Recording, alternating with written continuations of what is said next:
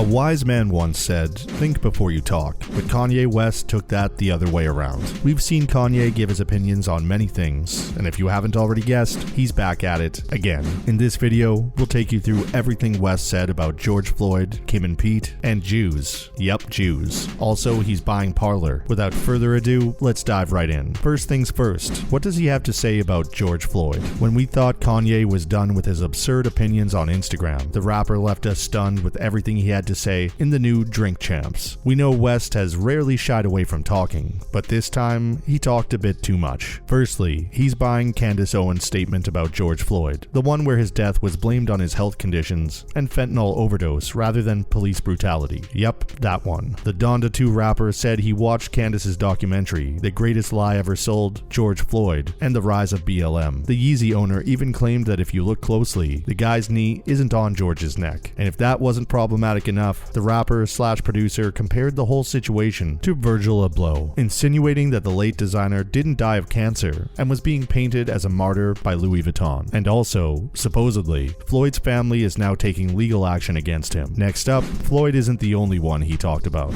On his third appearance at the podcast, the 45-year-old rapper broke all the rules. His opinions on George Floyd were toxic, yes, but he didn't stop there. The rapper had a lot to say about Jewish folks. According to Yee, the black voice is owned by Jewish people. What an absurd bloke. After that, he explained what he meant by it. He stated that all prominent black people are being signed to a record label, saying that all record labels are owned by Jews, or have a Jewish manager. He even insinuated that folks from the African American community are playing for Jewish basketball teams or doing movies for Disney, which is also Jewish according to him. And just when he was done saying all that, he added he isn't anti-Semitic, and he's a Jew by blood, as he's the son of Christ. Ah, the classic. I'm not anti-Semitic, but he still ranted about Jewish people and their role in the industry for a long while. Ironic, no? He also complained about Dov Charney, the designer who printed Kanye's White Lives Matter t-shirts, who's also a Jew, just by the way. He refused to release his shirts after Yee's DEFCON 3 on Jewish people tweet. The Yeezy owner further accused Jewish people of the backlash he faced recently. Apparently, the rapper had to cancel 4 shows, and yup, you guessed it, he's blaming Jews for it. Pretty problematic. Yeah, we know. Like saying slavery as a choice wasn't enough. Geez, Kanye, catch a breath. Coming up, Yee can't leave Kim alone. Did you all think Kanye went on a controversial talking spree and left Kim out of it? Really? Well, if you did, you were wrong because he didn't. He hurled many accusations at Kim, including calling the Skims owner's ex a heroin addict. He said that the recent news about Kim and Pete having sex in front of the fireplace was also caused by the Jewish Zionists. The rapper didn't even leave Kris Jenner alone this time. He said that Drake and she banged at one point. He confirmed the accusation by mentioning Chris's current boyfriend, Corey Gamble. He did Drake a favor and called him the greatest rapper of all time. Let's look at Kanye comparing himself to Michaels. All of them. After a long rant about the Kardashians, Puff Daddy, and Meek Mill, he tried to compare himself to Michael Jackson, Jordan, Corleone, possibly every Michael you can think of. He then said that he wants all the rappers to come and do what they talk about in their rap songs. How he wants them to run up to him, kill him, smack him, or if they can't, just shut the f*** up. At one point in the conversation, West also acknowledged his DEFCON 3 tweet, saying that it was a typo and that he has a tendency to spell things wrong. Okay, Kanye, we believe you. LOL. It was supposed to be DEFCON 3, which means preparing yourself to protect yourself. Up next, the episode was removed. After Kanye was done with his controversial speech, which was laced with pretty much everything it shouldn't have been, N.O.R.E and Revolt had to face the backlash. People were mad that they provided Kanye with a platform to voice his opinions. And not just that, N.O.R.E didn't dispute anything that Kanye had to say. Noriega apologized for giving Kanye the platform and spreading hate. He explained why he and his team decided to air the episode. He said that he has a relationship with Yee. He'd called N.O.R.E up when he was going through many things and asked for his advice, so he felt he could control the situation and wouldn't let the interview get out of hand. He further added that he later learned that he couldn't do that. He learned it the wrong way. He said he feels he failed as a black man and human being, but as a journalist, he succeeded, because journalists aren't supposed to have opinions. His biggest critique of Drink Champs was that he often cuts people off, but N.O.R.E has on some occasions denied that he's a journalist. After all the backlash it got, the episode was removed from Spotify, iTunes, and even YouTube. Not to mention,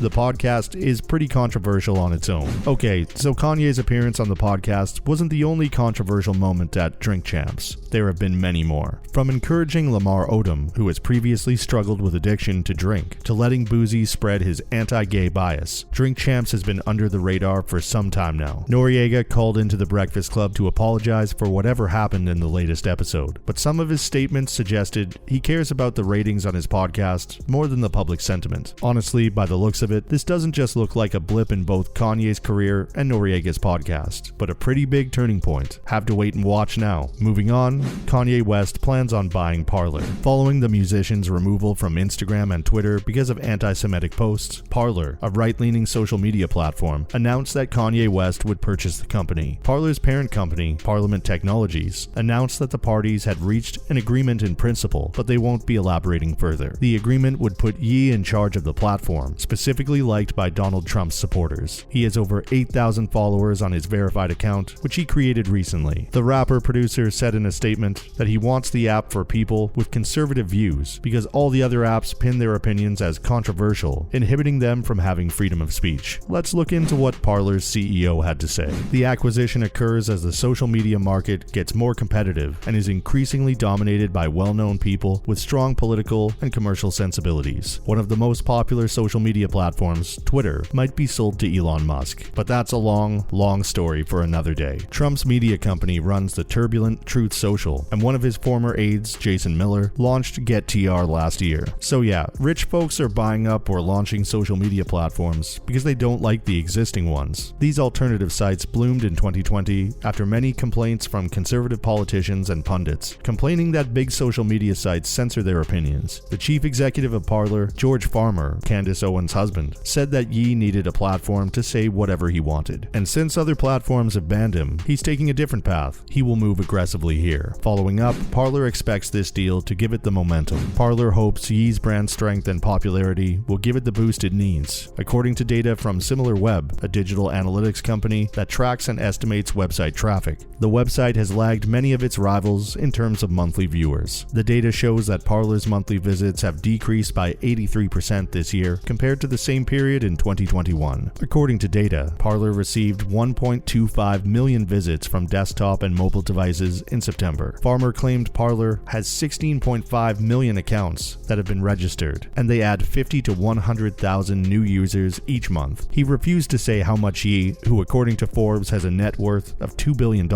is paying for the website, or how he's funding the transaction. George said the platform needs Kanye's marketing presence and the population he'll pull. Nevertheless, some believe there's a chance for things to go wrong since, particularly in a political context, individuals might quit if they don't share West's opinions. That's a wrap for this video. What do you think about Kanye's views? Let us know in the comments below. Make sure to give this video a thumbs up and subscribe to our channel for more videos like this. See you at the next one.